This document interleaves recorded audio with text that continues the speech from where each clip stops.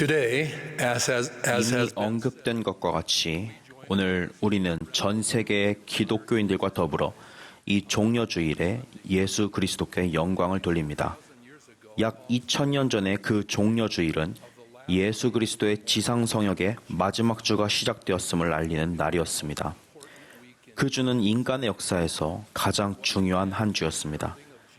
그 주는 승리에 입성을 하시는 예수님이 약속된 메시아이심을 찬미하는 것으로 시작해서 그분께서 십자가에 달리시고 부활하시는 것으로 끝을 맺었습니다. 신성한 계획에 따라 그분의 속죄 희생은 지상 성역의 대미를 장식했으며 그로 인해 우리가 하나님 아버지와 영원히 함께 사는 것이 가능해졌습니다. 경전은 나사렛에서 나온 선지자 예수를 보기 위해 성문에 선 수많은 인파로 그 주가 시작되었다고 전합니다. 그들은 종려나무 가지를 가지고 맞으러 나가 외치되 호산나 찬송하리로다 주의 이름으로 오시는 이 곧 이스라엘의 왕이시여 라고 외쳤습니다. 성경이 전하는 이 오래전 이야기를 생각하면 제가 교회의 임무로 인해 가나 타코라디에 갔었던 때가 떠오릅니다. 놀랍게도 제가 그곳에 갔었던 때도 종려주일이었습니다. 제 임무는 가나 타코라디 스테이크를 분리하여 가나 민신 스테이크를 조직하는 것이었습니다. 오늘날 가나 교회에는 10만 명이 넘는 교회 회원들이 있습니다. 오늘 함께하고 계시는 가나 아크라의 가우, 마운, 체이, 구광페아를 환영하는 바입니다. 그곳의 성도들을 만나 뵙는 동안 저는 주님을 향한 그분들의 심오한 사랑과 헌신을 느꼈습니다. 저는 그분들을 향한 제 큰 사랑을 전했으며 교회 회장님도 그분들을 사랑한다는 말씀을 전했습니다. 저는 요한복음에 기록된 구주의 말씀, 내가 너희를 사랑한 것 같이 너희도 서로 사랑하라는 말씀을 언급했습니다. 그분들은 그 대회를 사랑의 대회로 여기셨습니다. 사랑하는 형제자매들과 그 가족들이 줄지어 앉아있는 예배당을 차근히 살펴보는 동안 저는 그분들의 얼굴이 예수 그리스도를 믿는 신앙과 간증으로 빛나는 것을 볼 수 있었습니다.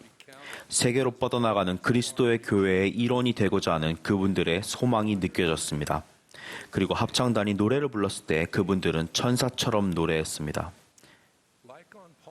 그 옛날에 종려주일에 종려가지를 들고 예루살렘 성문에서 호산나 찬송하리로다 주의 이름으로 오시는 이여 라고 외쳤던 이들과 마찬가지로 그분들은 예수 그리스도를 찬미하기 위해 모인 그분의 제자들이었습니다.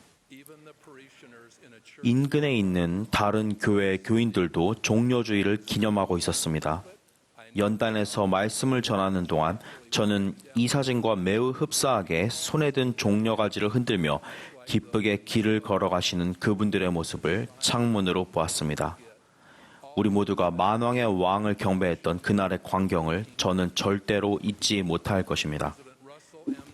러셀 M. 넬슨 회장님께서는 종려주일을 참으로 거룩하게 보내기 위해 예수님의 예루살렘 입성을 찬미하며 흔들었던 손바닥 모양의 종려나무 잎 외에도 구주의 손바닥을 기억하도록 권유하셨습니다. 그런 다음 넬슨 회장님께서는 보라, 내가 너를 내 손바닥에 새겼고 라는 말씀과 함께 너희를 절대 잊지 않겠다는 구주의 약속을 전한 이사야를 언급하셨습니다. 주님께서는 지상 생활이 어렵다는 것을 경험으로 아십니다. 그분의 상처는 그분께서 우리가 고통받을 때 우리를 도우시고 너의 길, 즉 그분의 길을 계속 갈 수 있도록 우리에게 모범을 보이시기 위해 그 모든 것 아래로 내려가셨다는 것을 상기시켜주며 또한 하나님이 영원 무궁토록 우리와 함께 하실 것임을 상기시켜줍니다. 종려주일은 단순히 역사의 한 페이지에 그 날짜와 시간, 장소가 기록된 사건이 아니었습니다. 예수 그리스도께서 예루살렘으로 승리에 입성을 하시고 그 주에 뒤이어 일어났던 일들은 오늘날 우리 삶에 적용할 수 있는 교리를 잘 보여줍니다. 예루살렘에서 끝을 맺은 그분의 성역에서 반복적으로 나타나는 영원한 교리들을 함께 살펴보도록 합시다. 첫 번째는 예언입니다. 예를 들어 구약 전서의 선지자 스가랴는 예수 그리스도께서 예루살렘으로 승리의 입성을 하시리라고 예언했으며 심지어 그분께서 나귀를 타실 것까지도 묘사했습니다. 예수께서는 입성 준비를 하시며 당신의 부활에 관해 이렇게 예언하셨습니다. 보라, 우리가 예루살렘으로 올라가노니 인자가 대제사장들과 서기관들에게 넘겨짐에 그들이 죽이기로 결의하고 이방인들에게 넘겨주어 그를 조롱하며 채찍질하며 십자가에 못 박게 할 것이나 제3일에 살아나리라. 두 번째, 성신의 동반입니다.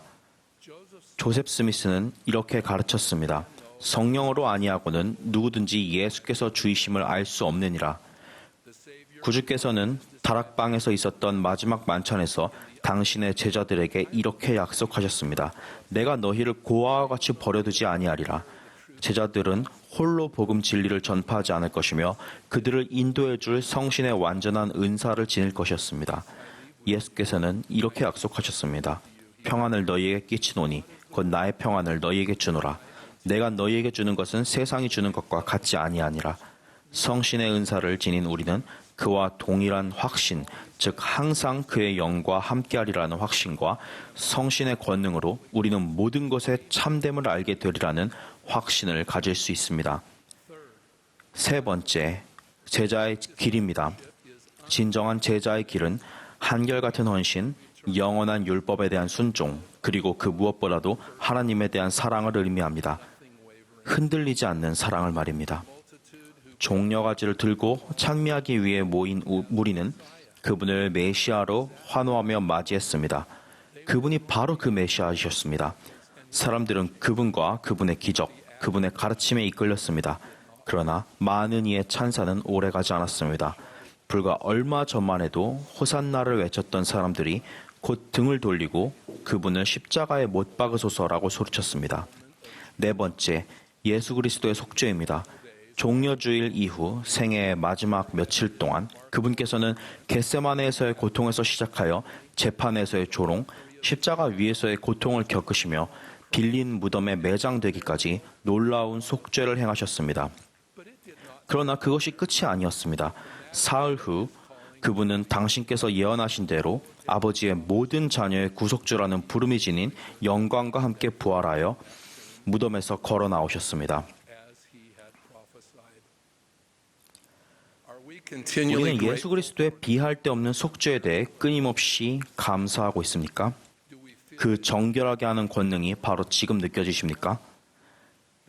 그것이 바로 구원의 창시자시요 완성자이신 예수 그리스도께서 예루살렘으로 가신 이유입니다. 바로 우리를 구원하기 위해서였습니다.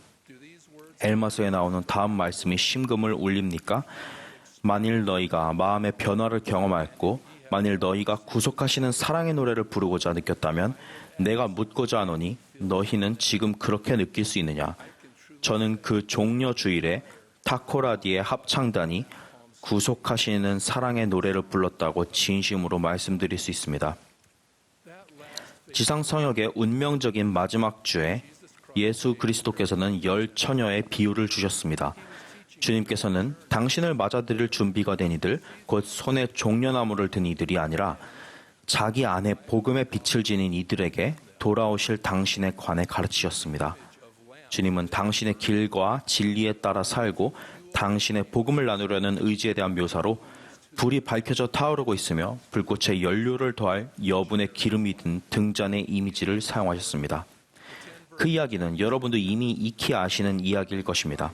열 처녀는 교회의 회원들을 의미하며 신랑은 예수 그리스도를 의미합니다.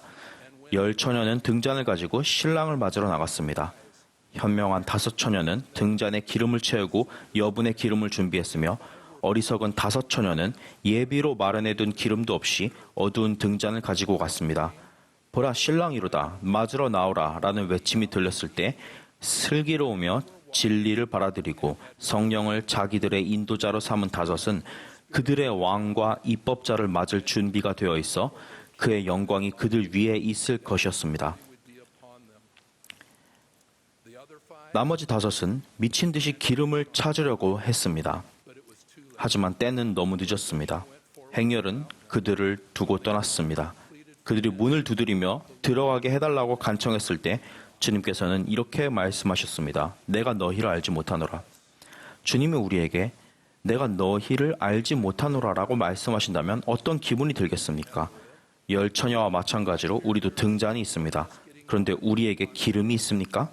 저는 제대로 준비하기에는 세상적인 압력으로 너무 바쁜 나머지 얼마 안 되는 양의 기름만으로 겨우 근근히 살아가는 분들이 있을까 걱정됩니다. 기름은 살아있는 선지자, 특히 넬슨 회장님과 그분의 보좌들, 그리고 12사도들의 예언과 말씀을 믿고 행동하는 데서 옵니다. 기름은 우리가 성신의 음성을 듣고 느끼며 신성한 인도를 따를 때 우리의 영혼을 채웁니다. 기름은 우리의 선택을 통해 우리가 주님을 사랑하며 그분께서 사랑하시는 바를 우리도 사랑함을 보일 때 우리 마음으로 쏟아져 들어옵니다. 기름은 예수 그리스도의 속죄에서 오는 치유를 구하고 회개하는 데서 옵니다. 소위 버킷리스트라고 불리는 목록을 채우고 싶으시다면 이렇게 하시면 됩니다. 여러분의 버킷, 그러니까 양동이에 예수 그리스도의 생수, 즉 그분의 삶과 가르침을 기름 삼아 채우십시오. 반면 먼 곳이나 멋진 행사에 다녀오는 것으로는 절대로 여러분의 영혼을 만족시키거나 온전하게 할 수 없습니다. 다만 예수 그리스도께서 가르치신 교리에 따라 생활하는 것만이 그런 만족과 온전함을 가져다 줄 것입니다. 앞서 말씀드린 것처럼 예언과 선지자의 가르침을 받아들이고 성신의 속삭임에 따라 행동하며 진정한 제자가 되고 주님의 속죄가 주는 치유의 권능을 구하십시오. 그 버킷리스트는 여러분이 바라는 곳, 곧 하늘에 계신 여러분의 아버지께로 여러분을 데려다 줄 것입니다. 충실한 형제님과 자매님들과 함께했기에 타코라디에서의 종료주일은 제게 아주 특별한 경험이었습니다. 전 세계의 대륙과 섬들에서 겪은 경험들도 마찬가지였습니다. 제 마음과 영혼은 여러분과 마찬가지로 지극히 높으신 하나님께 호산나라고 외치기를 간절히 바랍니다.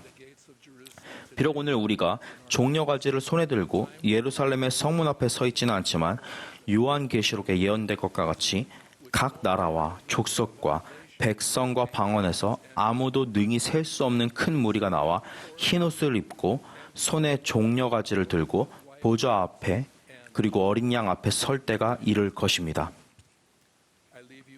여러분이 의롭게 살기 위해 부지런히 노력하시기를, 그리고 종려가지를 손에 들고 우리 모두의 위대한 구속주이신 하나님의 아들을 기뻐 맞이하는 이들 가운데 속하시기를 예수 그리스도의 사도로서 여러분께 축복을 남깁니다. 예수 그리스도의 이름으로 말씀드립니다. 아멘.